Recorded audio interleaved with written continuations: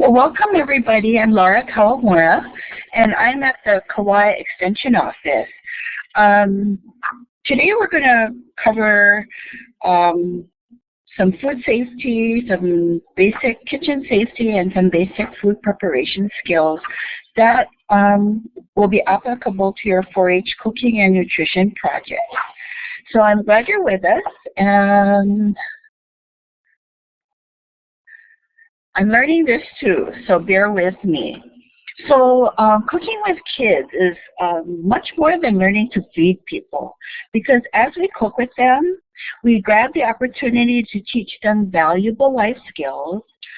Yes, so they can feed themselves one day, but also it gives them options to prepare some healthy meals and snacks instead of always going out and buying fast food and prepared items, and will help them learn to keep to a budget as they get older. When we start them young, we help them develop their fine motor skills. Sharing in conversation with them, providing instruction, and explaining new cooking concepts can help them build their vocabulary skills. And who says that kids should have all the fun? Bonding time is fun for both youth and adults when we do cooking projects. So you all probably know how important it is to provide age-appropriate activities for youth. And we know that every child is different, and we want each to obtain their personal best. So when assigning tasks in the kitchen, consider the developmental level of each one. Always consider the age of the child and assign jobs they can safely do. So let me share with you some suggested tasks based on these 3 different age groups.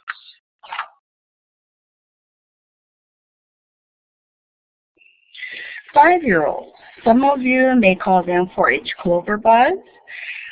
These youth are starting to master their fine motor skills, and they are very proud of it. They'll let you know. And they can do things in the kitchen like scrub potatoes, pare lettuce, snap the ends off of the peas, dip vegetables, pour milk, shake a dressing, spread butter, mix pancake batter, peel carrots, mash bananas, roll breadsticks, juice some tangerines, and beat eggs for some ideas.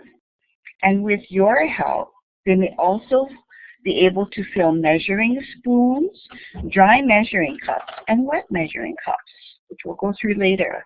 And depending on the child, you can start teaching them cutting skills with a plastic knife, not a real one, with semi-soft foods such as brie cheese or watermelon and bananas. So, a 6 to 8-year-old, they can do everything a 5-year-old can do, but with some instruction and some supervision, they can engage in more difficult tasks, such as peeling onions and garlic, opening cans. Make sure you have a good can opener, grate cheese, crack eggs, identify measuring utensils, and measure the ingredients. They're starting to learn to read words and numbers, so can identify these things.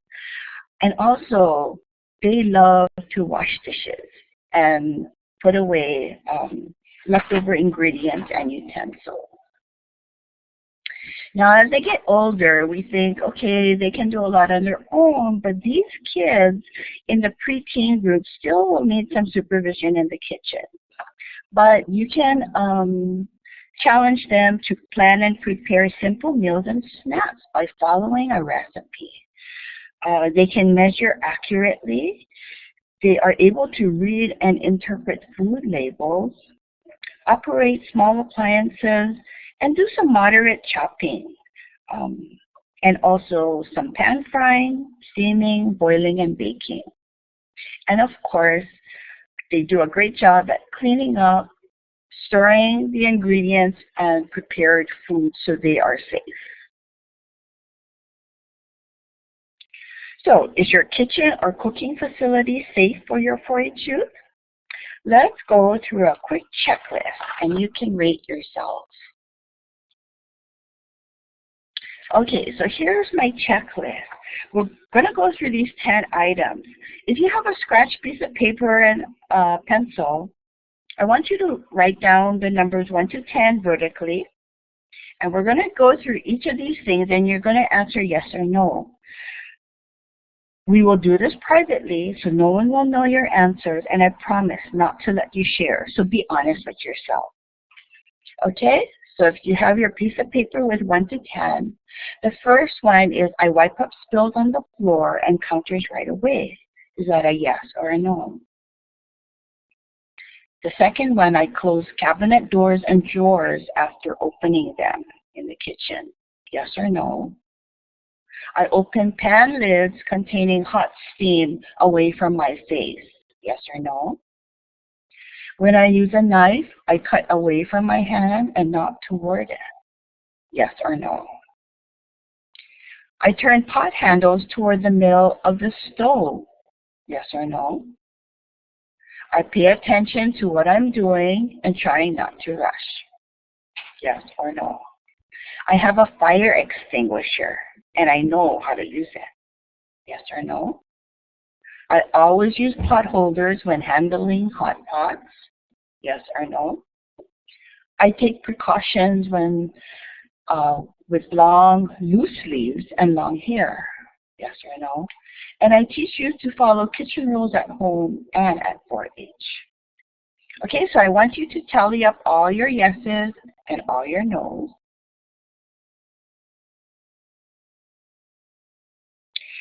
And the safe kitchen answers to these should all be yes. So if there is any item that you answered no to,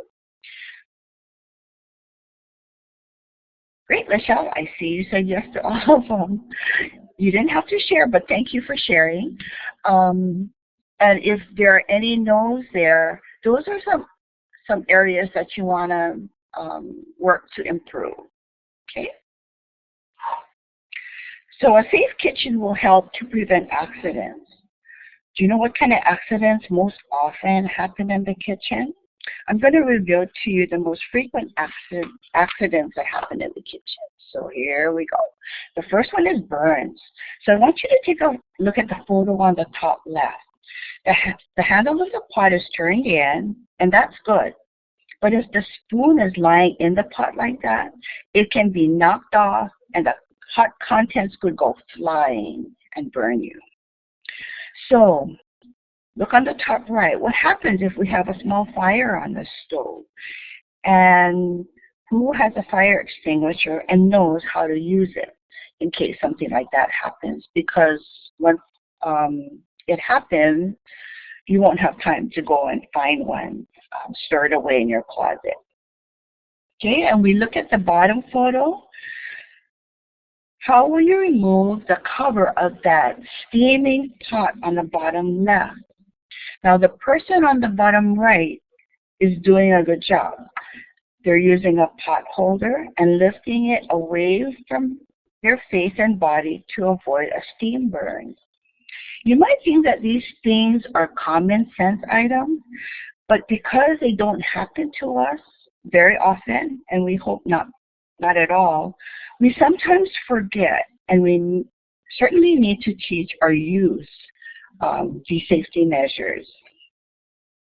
If youth come to your center or meeting with long loose sleeves or long hair that's hanging down, be sure to have rubber bands handy so they can tie back their hair, or they can use them to pull back and tie those long flowing sleeves that may easily catch on fire. Another frequent accident in the kitchen is cuts. So we look at the cutting skills on the left. We should never cut toward your hand like the top left photo, and never cut anything in your hand like that left bottom photo, even if you have a glove on. Your knife will cut right through it. So the proper way to slice food is to place your food on a secure cutting board and cut away from your hand, like the photo on the right. I know my kitchen counter is a bit slippery, and I like to use those plastic cutting boards. And so I always put a damp cloth underneath my cutting board to prevent it from moving around. And the third type of kitchen accidents are usually falls. So have you ever dropped a bowl of milk like the top left photo? Maybe it was just a little bit instead of that big glob like we see here. And think back, did you walk around it for a while because you were busy in the middle of cooking something, or did you take a few minutes to clean it up right away? Like the photo on the bottom, take just a few minutes to wipe up spills on the floor or counter immediately. Leaving it can make you fall and can slow you down more in the long run, not to mention the possibility of getting badly hurt. Now, after we gather utensils from cabinets and drawers, do keep them open like the photo on the right. When we're in a rush, we tend to forget that it's open, and a quick turnaround could make you bump into that open drawer and fall. Ouch. Yes, so now that we've taken precautions to have a safe kitchen, let's get cooking. So my goal with cooking is to always try to produce delicious, healthy food with my efforts. And I'm sure that's what you want for yourself and your 4-Hers too. So to achieve this, we need to be able to follow a recipe. It's like an instruction manual in the kitchen. And recipes sometimes contain words and terms that may be unfamiliar to your 4-H members. So teaching them the proper food prep skills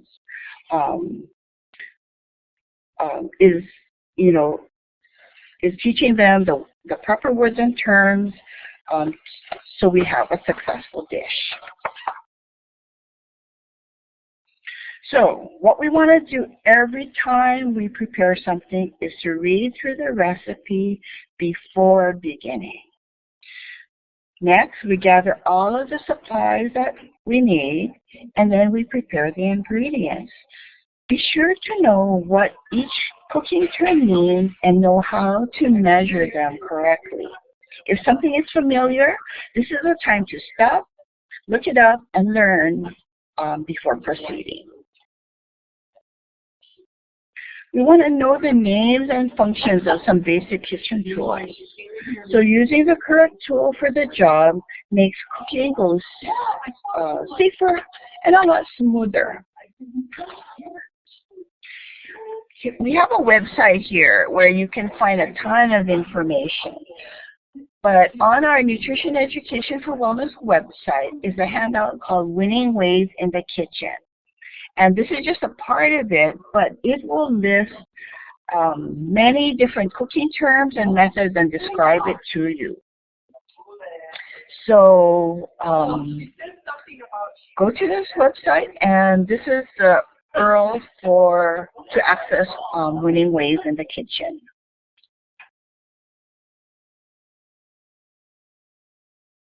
So how do we measure ingredients?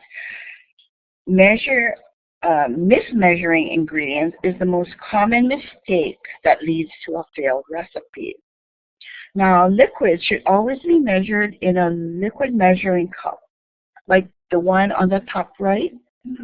It's usually clear and it has markings on the side, and it usually has a spout and some extra space on the top of the markings, like you see here. They come in a 1 cup, 2 cup, 4 cup, and 8 cup size. So you can choose the size that's most appropriate. The extra space at the top prevents spilling of liquids, and the spout makes it easier to pour. So to measure liquids correctly, we need to place the measuring cup on the counter and fill to the appropriate line by viewing it at eye level.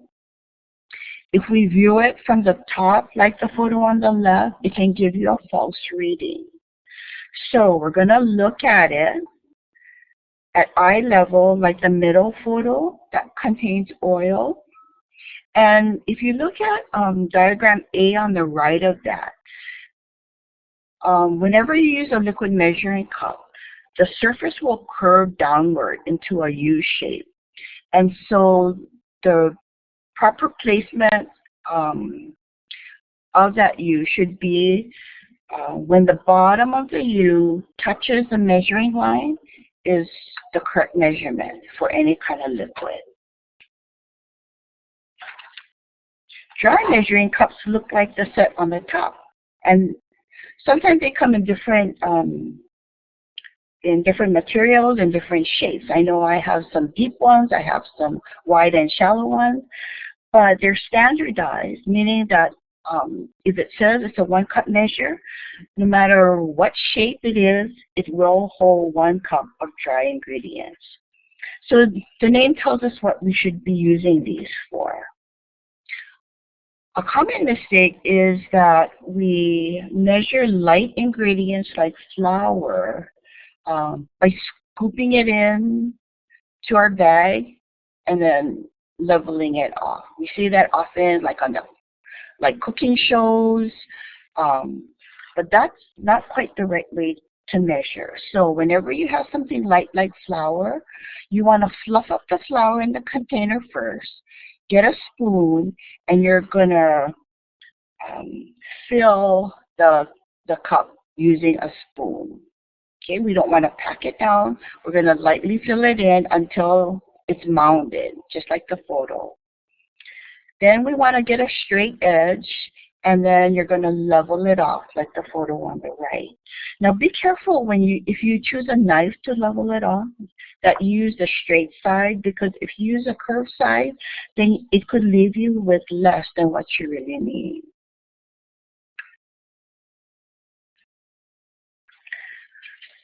And measuring spoons are usually for measuring both dry ingredients and liquid ingredients in small amounts.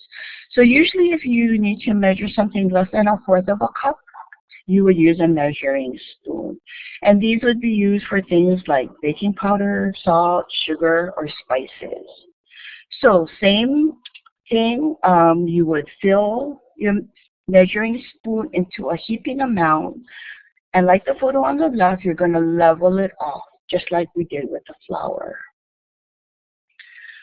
Some cans, like the one in the middle, is baking powder, and it may come with a straight edge that you can scoop and level off right in the can. And small amounts of liquids can be measured using these spoons too. Make sure you don't do it over the bowl, because it might spill over and you'll get a lot more than you need.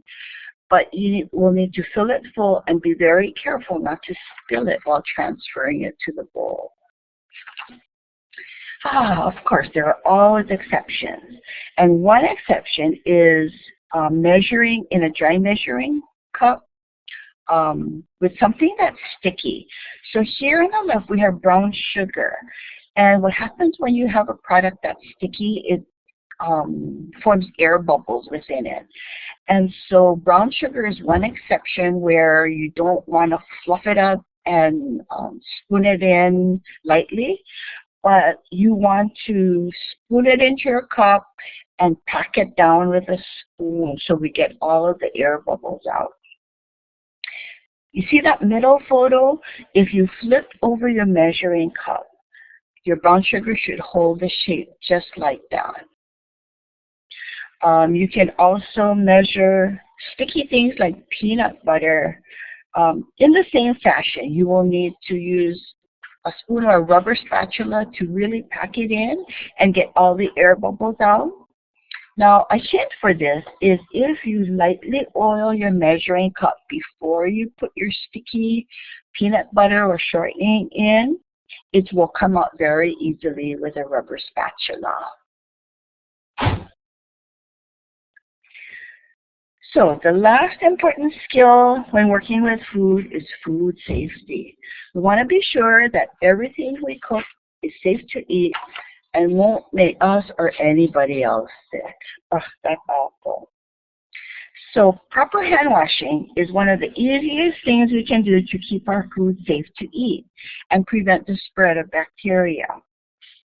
So the first thing with washing your hands, and these posters are also available on our Nutrition Education for Wellness site, which I'll give you the URL again later at the end of the webinar. The first thing you do is turn on the faucet and wash your hands. Then turn off the faucet. Turn the water off and put soap in your hands. What you're going to do is scrub your hands for 20 seconds. You not only want to scrub in the palms of your hands, but also the back, around your thumbs, between your fingers, and don't forget your nails. The reason why we want to turn the water off before putting the soap on is many people will put the soap on, quickly put it under the water, and then your soap runs away, and then you're not using soap to actually scrub. If you don't have a clock, you can sing happy birthday to yourself twice, and that will amount to about 20 seconds. Okay, so after that, turn the water on, rinse off all the soap. Make sure the kids get all that soap off, because any soap residue that's on there that they put in their mouths could really make them feel ill. And then turn the water, after you rinse off with water, get some dry paper towels to dry it off. And after that, use it to turn off the faucet so you don't reintroduce the germs back on your hand. Temperature. So also to keep food safe, temperature matters. The refrigerator temperature should be between 34 to 40 degrees Fahrenheit at all times. And it's good to have a refrigerator and freezer thermometer so you know what it is. You want to wrap any kind of perishable food, such as raw meat, fish, poultry, and shellfish really well so they will not leak and contaminate other foods. And if it's possible, stir them on the bottom of the refrigerator. So just in case you do get a leak, it will not contaminate everything below it. And foods in the freezer should be at or below 0 degrees Fahrenheit. In the freezer, you want to use moisture-proof wrapping like foil, freezer bags, or freezer paper. And be sure to keep an inventory of freezer contact. You don't want it to go into the dark hole. And always use the rule, first in, first out. I'm not sure if abroad they have product dating, but if some of your products have dates on them, many people are confused by what they mean.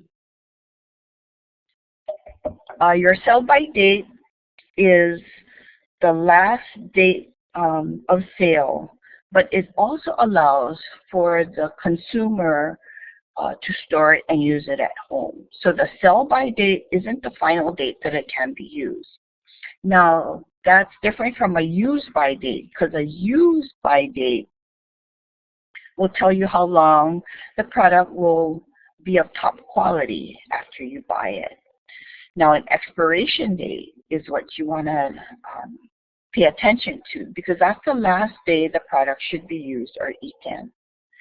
And a pack date is very confusing because it tells you when a canned or packaged food was processed and canned, but it does not tell you how long the food will be good. So those are some different terms there.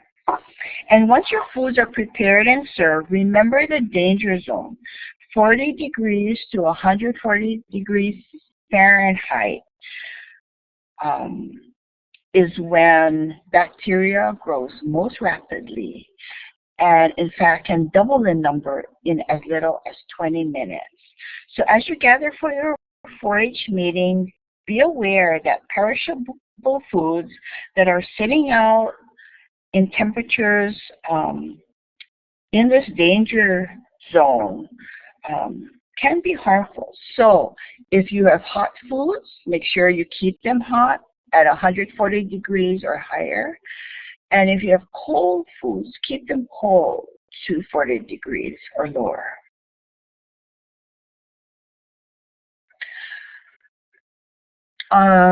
We have a handout on our Nutrition Education for Wellness site addressing leftovers. And if this is something that you have at your sites or at your 4-H club meetings, download this leftover handout. And in a nutshell, basically, it tells us that perishable food that's been left at room temperature for more than 2 hours should be discarded. Here on Kauai, it gets really, really hot. So if you have temperatures above 90 degrees, the rule is to throw it out after an hour. Whenever you have hot foods that you want to refrigerate as a leftover, make sure you cool them in low, shallow containers. Because if we put them in deep containers and refrigerate them and stack them in our refrigerator or freezer, that 40 to 140 degrees Fahrenheit will be right in the middle, and that's how you get spoilage and food poisoning. You want to use any cooked leftovers stored in the refrigerator within 3 to 4 days. And if you should freeze anything, make sure you thaw your frozen food in the refrigerator and never on the counter. And reheating leftovers should be done really quickly to 165 degrees and using a food thermometer to determine that temperature. Okay. At your sites, you may have children who have food allergies. Food allergies are very common these days, but 90% of food allergies are connected to these 8 different foods or food groups. So milk, eggs, fish, crustacean shellfish like shrimp, your tree nuts like almonds and walnuts, peanuts, wheat, and soybeans are on the top food groups that give people allergies. So at your site, be aware of any food allergies that the children or anyone might have, and make sure that everyone knows of any food allergies. So there's tons of information out there. You can go online and find tons of information. And we went through a lot of different information today. So what are some reputable sites that we can go to? First of all, we do have a 4-H foods curriculum, and this is what it looks like. Some of you might use it at your center. And this curriculum can be purchased from this website on the bottom. And the good thing about it is that activities are grouped by recommended age groups. And I really like using the first 2 booklets because they're suitable and can be adapted for any age group starting a 4-H cooking project. In here, you not only have things to prepare, but experiments that allow the children to try different things and to learn from these experiments. Our Nutrition Education for Wellness website, and this is the URL right here on the top, contains a library of information covering curriculum and teaching materials. You can find cookbooks with tested recipes in there and other resources that you can download. So this is a very small sampling of some of the items you can retrieve from this site. So I would recommend you write that down. On the far right, that blue, it says for hand washing posters, click here. That hand washing poster that I showed you earlier can be obtained from this, this website. And it's good to place right over your hand washing sink in your kitchen or your 4-H cooking facility. So when we cook with children, I want to share with you some suggested tips to reinforce with the children. So everyone should always wash their hands properly before cooking. Everyone, children and adults. Wait until the dish is done before sampling it. You all know of someone who stuck their finger in your dish because they wanted to taste it. Well, especially in a group setting, this could contaminate our dish, or worse, make that person sick if it contained raw items that needed to be cooked. Keep instructions simple and give instructions one step at a time. This not only goes for young children, but anyone who's new to cooking, especially if it's foreign to them. Repeat directions as often as needed. Working in the kitchen can be a fun place, but it can also be a dangerous place if rules are not followed.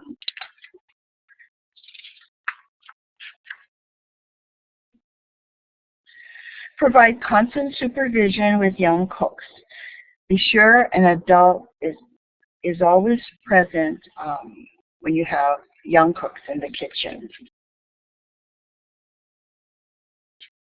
And children will love to cook and taste new foods. But also, don't forget to give them jobs to help with cleanup too. It's part of the project. And provide children with positive feedback to encourage continued participation in the kitchen. Because with your guidance, you can grow a group of healthy, self-sufficient kids. Okay, so let's review to see how much you learned today. As I read each statement, I want you to answer by selecting a yes or no. And we're going to practice using some of the bells and whistles on Blackboard Collaborate. So if you look on the left side of your screen, you see a check mark, you see a happy face, something else, a hand, and a check mark. And if you scroll your mouse over that check mark, you'll have a drop-down menu that says yes or no. So I'm going to read each one, and I want you to answer if you think the answer is yes or no. Okay? So, number 1, it's important to assign age-appropriate skills when cooking with kids. Okay, so scroll over and check yes or no.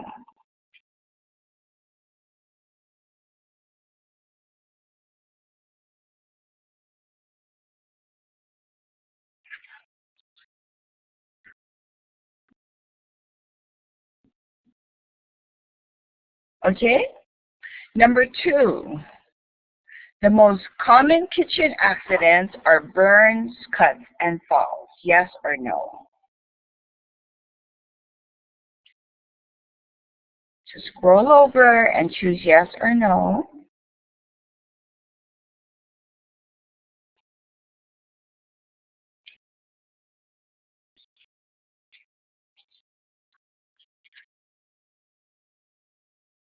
Okay, we're going on to number 3. There are different measuring cups for dry and liquid ingredients. Okay, yes or no?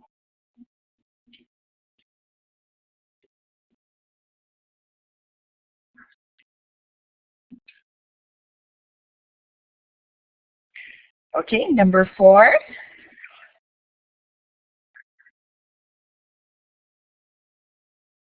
Everyone should wash their hands for 20 seconds before handling food or eating.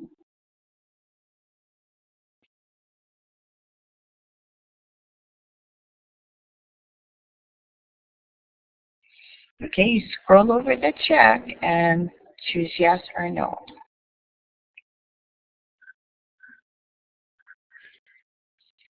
Okay, I think you guys have got it now. Okay, number 5. The danger zone is between 40 degrees to 140 degrees Fahrenheit and is when bacteria grows most rapidly. Yes or no?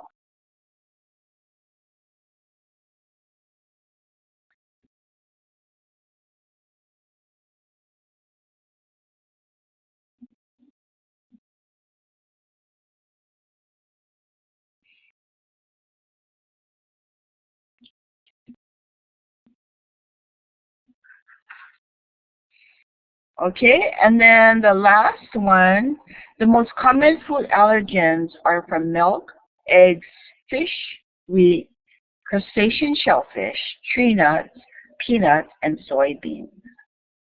Yes or no?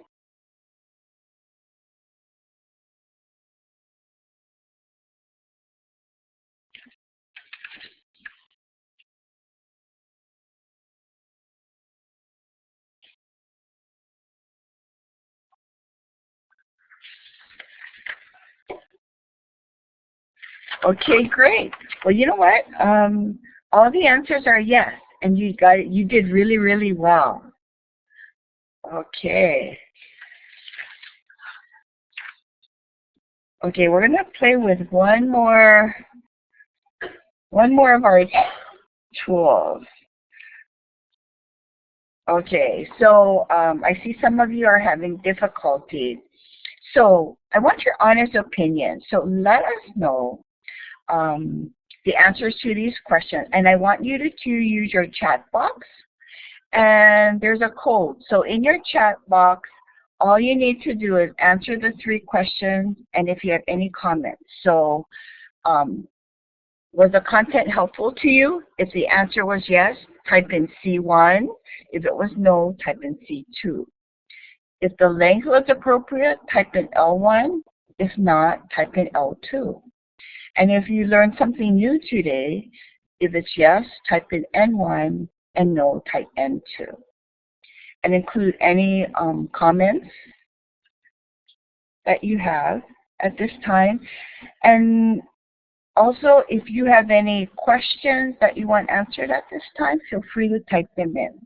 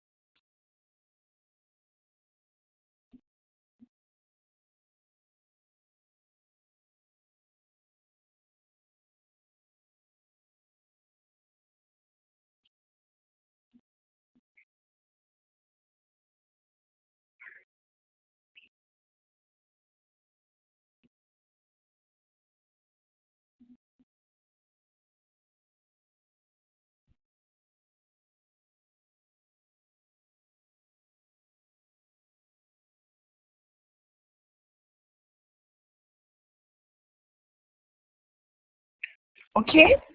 Well, thank you very much. Is there no questions? Yes, I can somehow make this PowerPoint available, but the webinar is being recorded, so anyone will be able to get on and listen to it themselves. And if there are no more questions, thank you so much for participating in this webinar with me. And remember to have fun by practicing safe cooking and food skills in the 4-H Cooking and Nutrition Project. Aloha.